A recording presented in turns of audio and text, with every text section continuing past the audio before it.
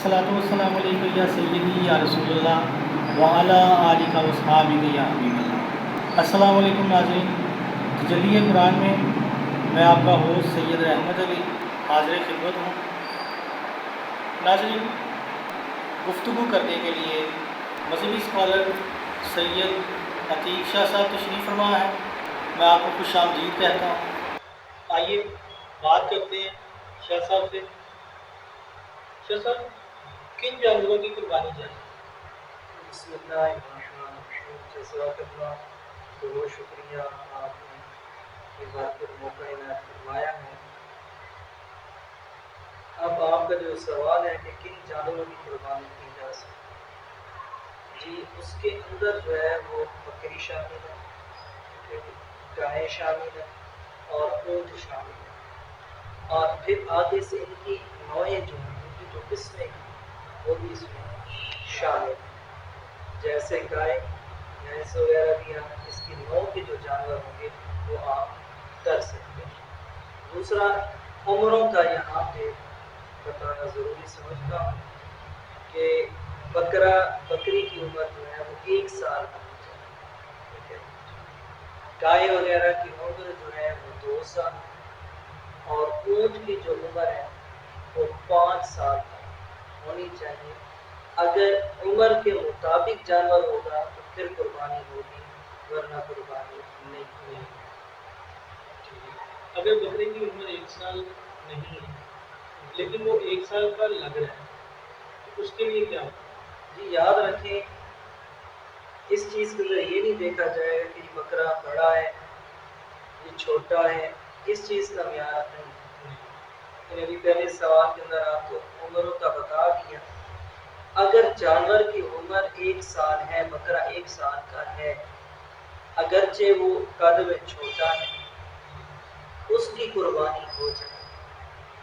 अगर 1 साल का बकरा नहीं है, अगरचे वो कद में जितना मर्जी बड़ा नजर आए, देखने में वो 1.5 साल का नजर आए, जितना भी नजर आए, उसकी कुर्बानी हरगिज़ नहीं हो जाए।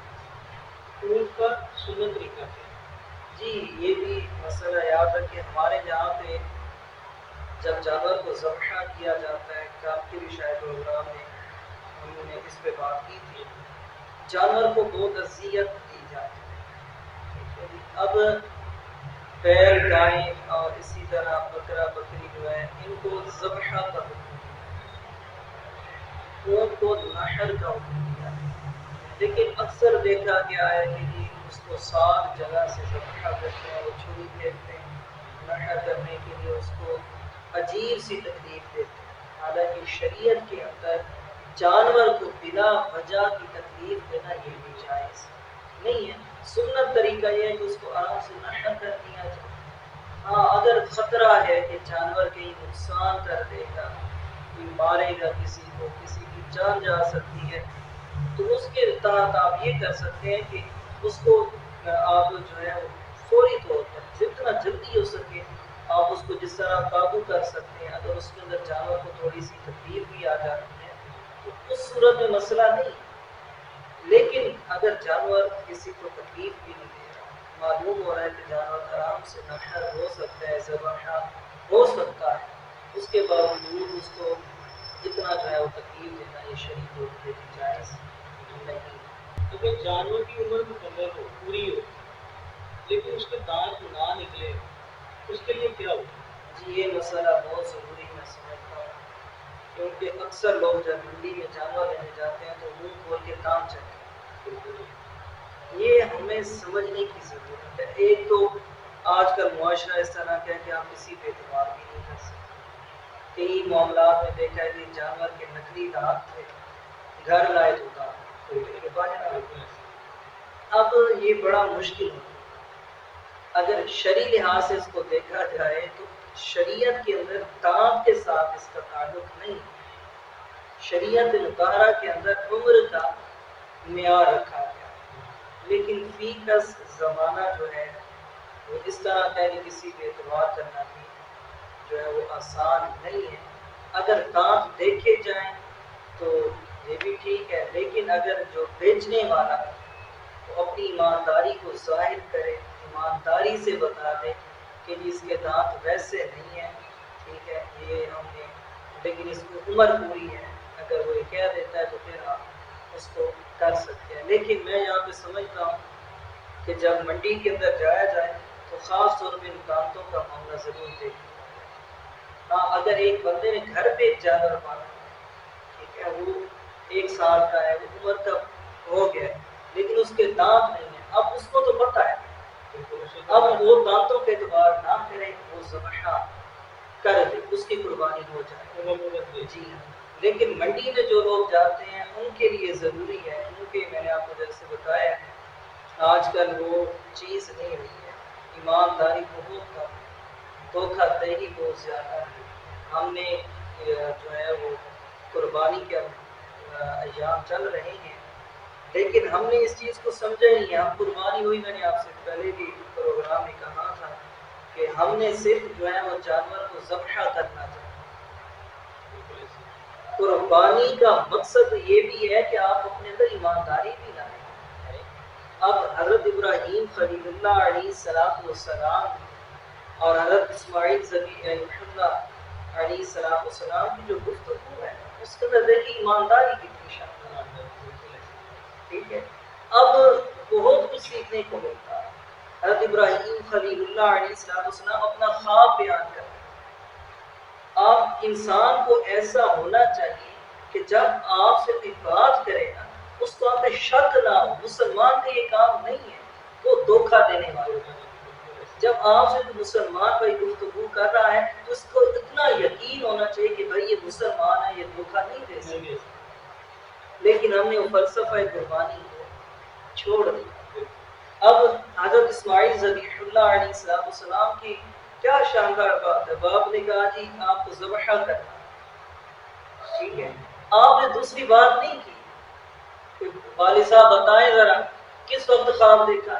بیٹے نے آمنا کر، دیکھیں نا، بیٹے نے آمنا اس کا قبول کیا۔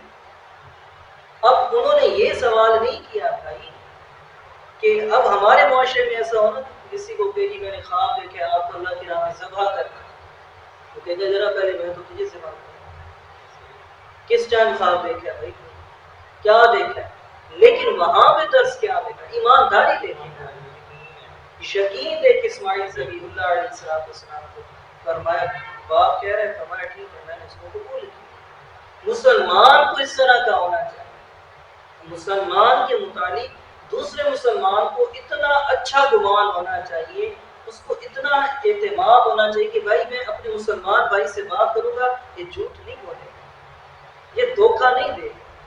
لیکن ہمارے یہاں بھی الٹ نظام ہو چکا ہے، ہم نام کے مسلمان ہیں، ہم کہتے ہیں مسلمان ہیں، کلمہ پڑھ تو لیا ہم نے، لیکن مسلمان بن کر خدا کو مانتے ہیں، خدا کے نہیں مانتے، سمجھیے گا، خدا کو مانتے ہیں، خدا کی نہیں مانتے، قرآن کو مانتے ہیں، قرآن کی نہیں مانتے، یہ مسلمان نہیں۔ آج ہم منڈیوں کے اندر چلے جائیں، یقین مانیں اس قدر دھوکہ دہی، میں حیران ہو جاتا ہوں جب ہمارے پاس مسائل آتے ہیں کہ اس طرح ہم لے کر آئے تو جانور کے دانت ٹوٹ چکے ہیں، وہ نقلی دانت لگے ہوئے تھے۔ کیا ایک مسلمان کو ایسا ہونا چاہیے؟ اور وہ دیکھے رزق کیا کما رہا، دھوکے سے۔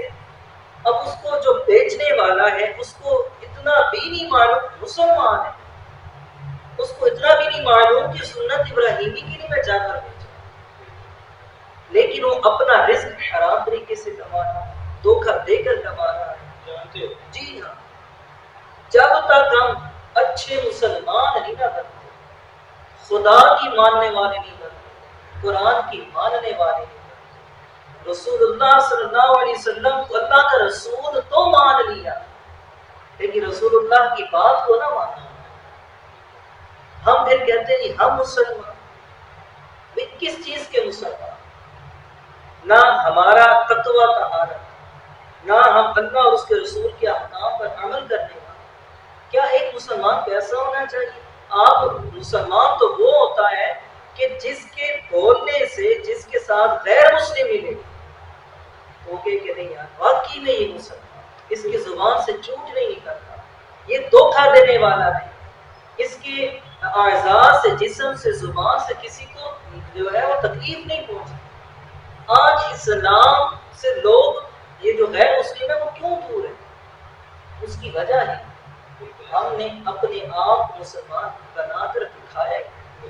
جب تک مسلمان نہیں بنیں گے صحیح طرح کے اوپر، یقین مانیے بے قربانی کا کیا فائدہ؟ اگر آپ نے دھوکہ دے کر ہی مال کمانا ہے تو پھر اس مال کا کیا فائدہ؟ آپ کتنے کچھ بچا لیں گے بتائیں، کتنے محلات بنا لیں گے؟ آپ دھوکہ دہی سے، حرام رزق سے کیا کیا بنا لیں گے؟ لیکن انسان یہ کیوں نہیں سوچتا کہ جب میں نے جانا ہے تو ساری چیزیں یہی رہ جانی ہیں، خالی ہاتھ آیا تھا خالی ہاتھ جانا تھا۔ تو اس لیے یہ بہت ضروری چیز ہے۔ آج مسلمانوں کے اندر سے بہت کم ایسے لوگ موجود ہیں جو صحیح طرح ایمانداری کے ساتھ اپنے کاروبار کو چلاتے ہیں۔ تو لہٰذا جو منڈی میں جانے والے ہیں ان سے گزارش ہے کہ وہ صحیح طرح تحقیق کر اگر خود پالا ہوا جانور ہے گھر کے اندر، اگر آپ کو پتہ ہے وہ 1 سال کا ہو گیا ہے، اس کے دانت اگرچہ نہیں آئے تو آپ اس کی